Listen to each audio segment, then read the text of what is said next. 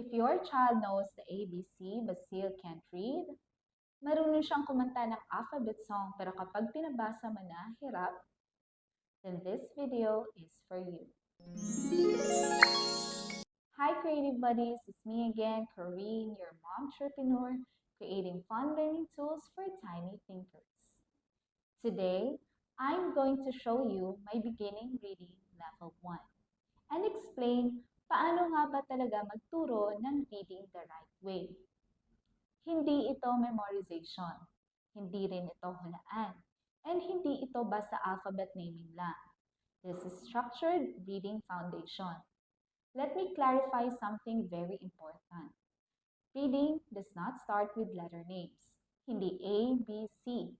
Reading starts with letter sounds because when children read, they don't say R, A, M. They say ram. So in level 1, we focus on letter sounds, sound recognition, and sound blending. Before introducing complicated words, foundation muna. Beginning reading level 1 has 60 structured pages. Hindi siya random activities. Page 1 is a progress chart. Why is this important? Because kids are motivated by progress. It builds confidence. We also have a sticker chart. This sticker ay ididikit mo sa progress chart. Learning should feel rewarding, hindi puro correction lang. You will notice, hindi ko nilagay lahat ng letters agad. Bakit? Because too many letters at once equals overload.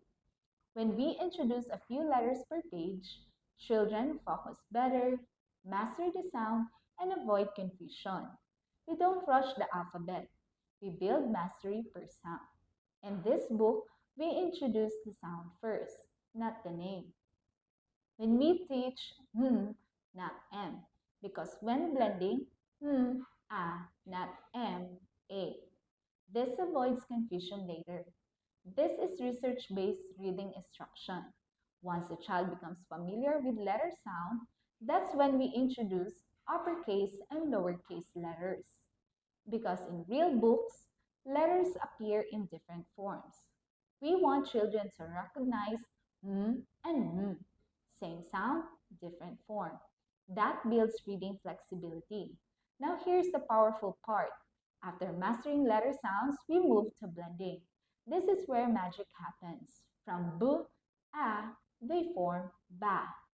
Then we introduce word families, highlighting it red, like an family.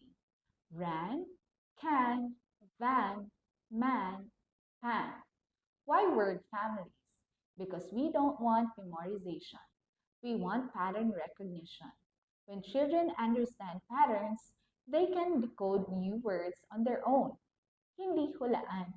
Hindi rin siya memorize. They actually read. Word families build speed, confidence, and independence.